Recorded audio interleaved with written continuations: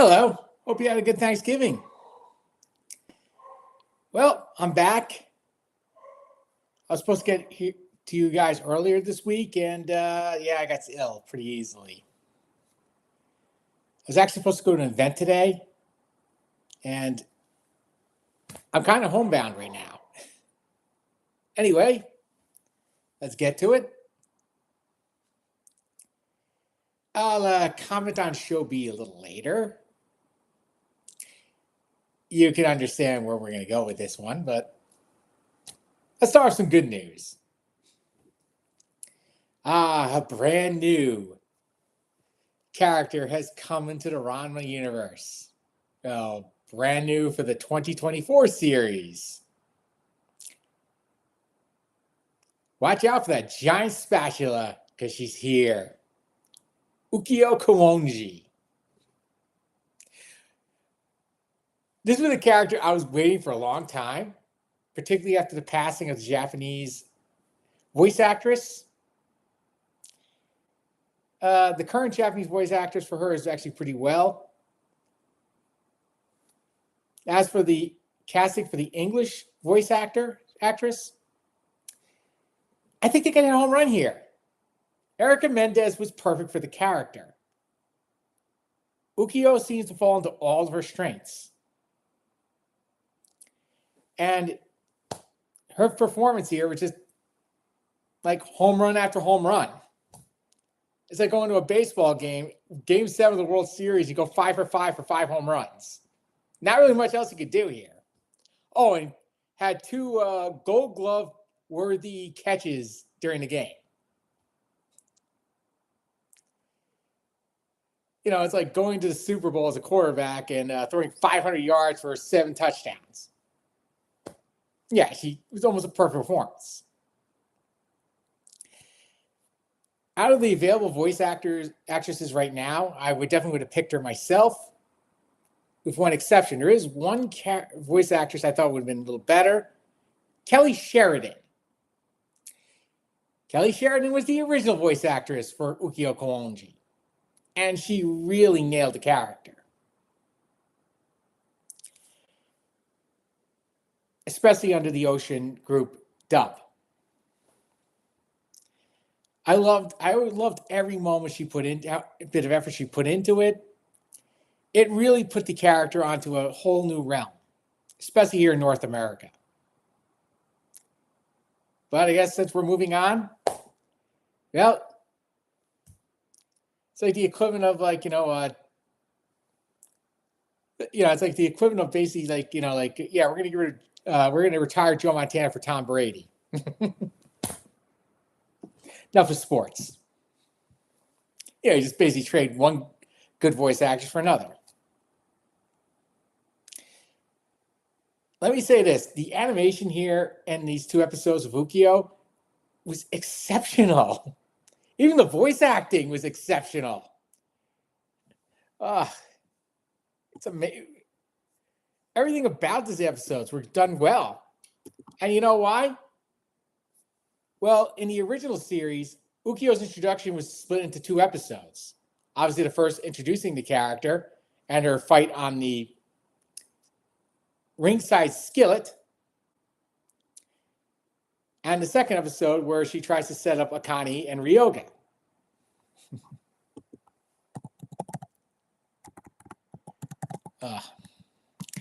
And, it's amazing because when you finally give these episodes enough time to really breathe, it's amazing what you can do.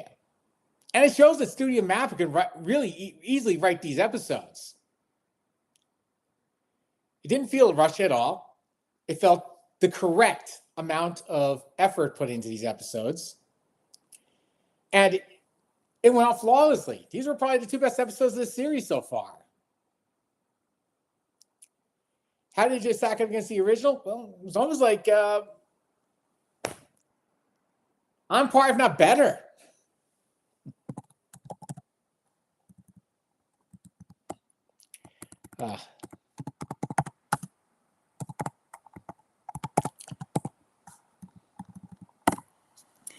As I start talking about the voice actresses. I'm going to go to the second episode now.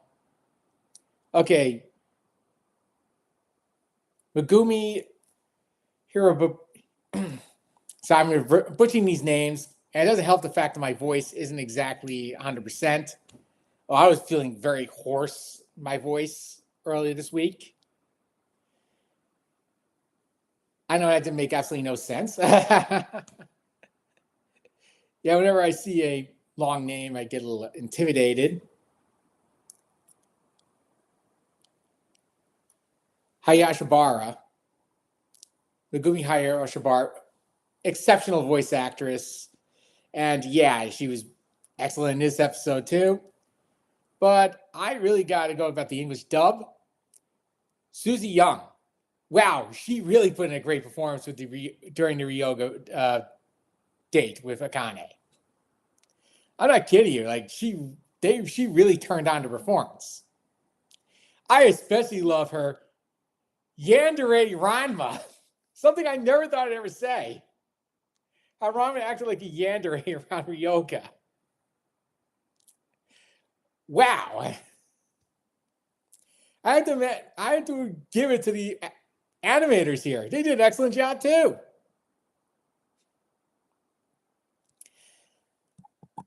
These episodes were exceptionally done well.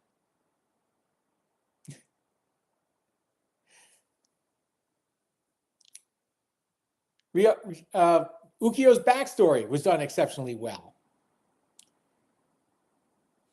Now I have to say this: Robert O. Smith's the original voice actor for Gemma Saotome. I thought he made more of an effort to make Gemma sound more like a-hole. I'm going to say that. Especially when he was describing Ukio's backstory. Yeah, Gemma's still an a-hole. No question about it. I mean, he took Mr. Koonji's Okonomiyaki cart as a dowry for Ranma marrying Ukio, and obviously that never happened. Basically abandoned her on the side of the road. That's the reason why she basically wanted to kill him in the beginning. I also love the fake out at the end of the episode, the introductory episode, where it looks like she's actually trying to put an offensive attack against Ranma. In reality, it's just a Okonomiyaki with a heart on it.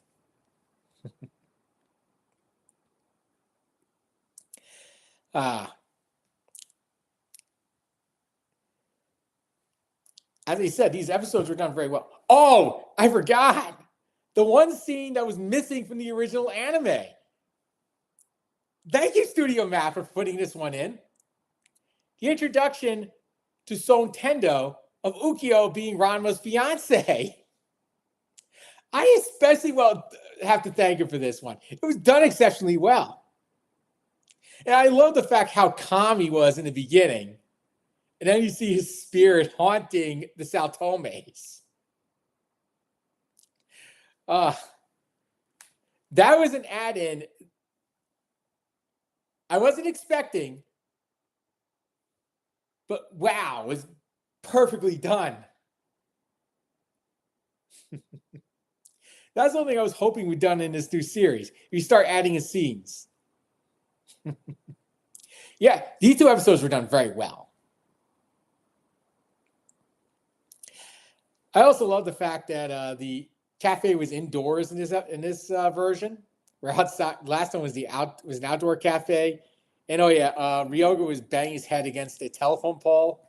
Probably not the best idea. This time it was just a prop column, Roman column. I think it was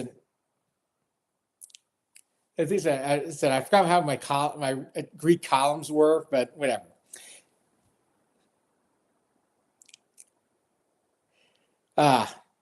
So yeah, the Ukio introduction arc was done exceptionally well here. I loved every minute of it. These were home runs, these 2 episodes. These were like near perfection.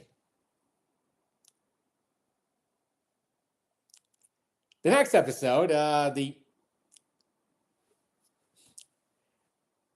Romeo and Juliet episode, that's what I was going to call it. It basically is what it is.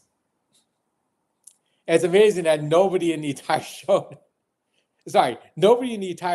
I mean, character-wise, not the writers, have an idea how Romeo and Juliet actually goes.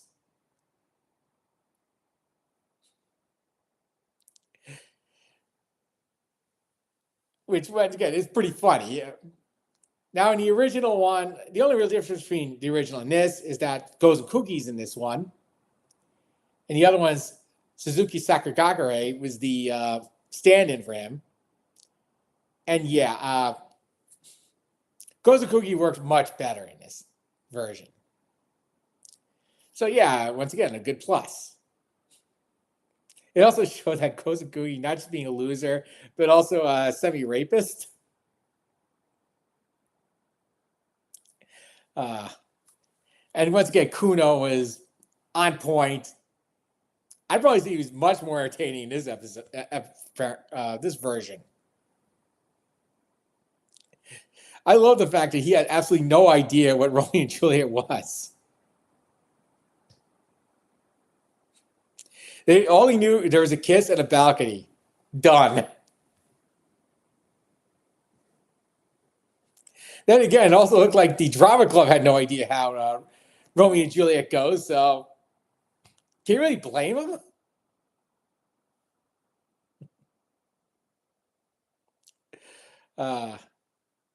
There is one little add-in I was not very happy about. You see in the original, and I think actually in the manga as well, the wine that Kuno fed to girl side Ranma was actually alcoholic. And yeah, I mean, I can understand why. It's illegal in all 50 states to, to force feed for a male to force feed a female alcohol. And rightfully so. But, it also took away the Ranma going drunken master on the three outsiders. I mean, I know it was always going to be hard to do, but yeah, I can understand why the animators were forced to do it.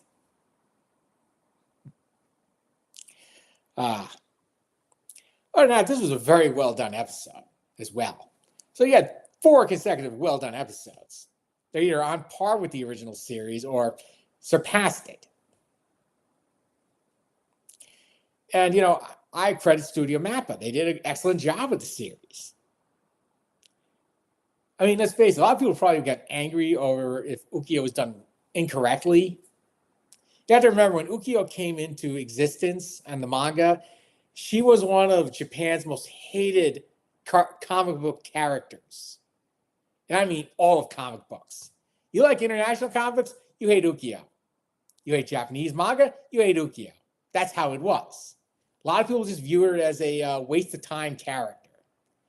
She just seemed like a amalgamation of all the characters Romako Takahashi had done prior in the series. And it took Romako Takahashi a long time to redevelop Ukiyo.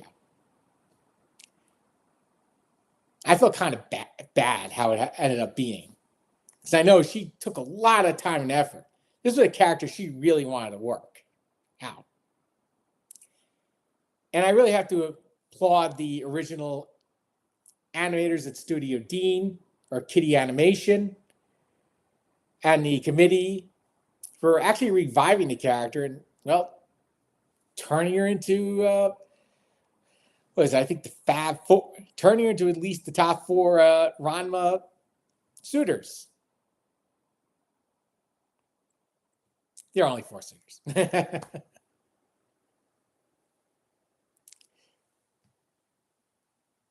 And yeah, I mean, she is very popular, and that's what the animation did excellent for her.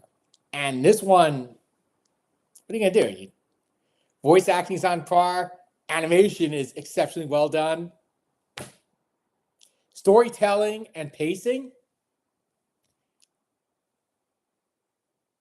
These were 10 out of 10 episodes. So, Studio Mappa, congratulations.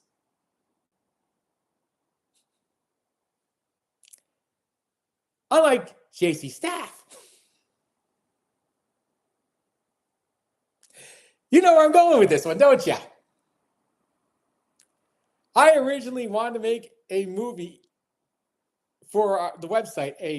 I'd probably do a short after watching the first 2 episodes of One Punch Man season 3 as a whole. I mean, I was watching clips all along. And I don't know, somebody just, actually this came onto my stream finally. And yeah, wow. 1960s Spider-Man series. I apologize. You belong to the Louvre. You're perfection of animation. You're on par with Snow White and the Seven Dwarfs by Walt Disney.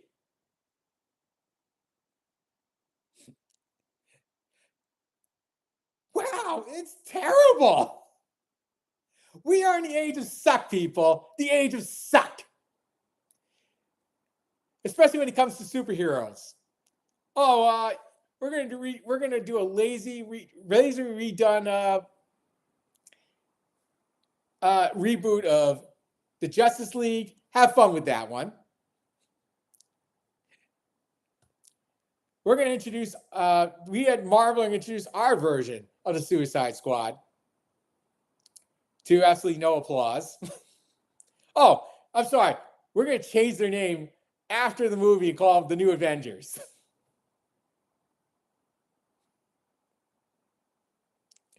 Oh, and here comes a bunch of really bad Star Wars TV shows. Yeah, we're in the age of suck.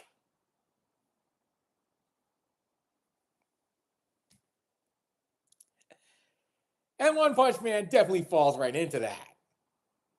And the worst part about it, like, I saw a lot of the manga and how well done it was.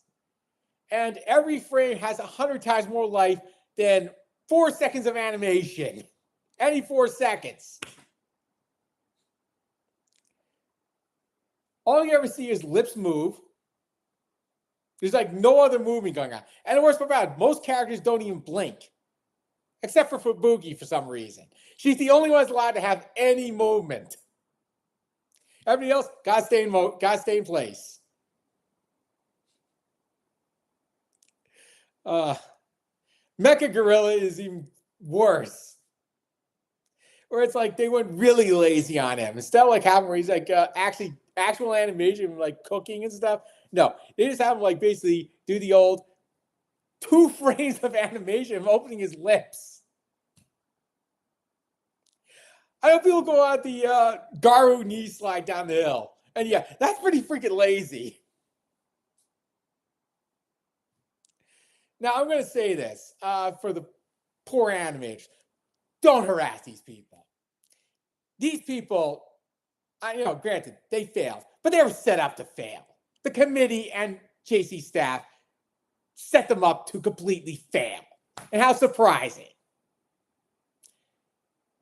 Don't blame the director, although he is partially responsible. Blame JC's staff and the committee. Okay, I'm coming up to 19 minutes, which means this live stream is coming to an end. We got 2 more episodes of Ranma to go. Okay, I know I saw some clips from One Punch Man later in this season.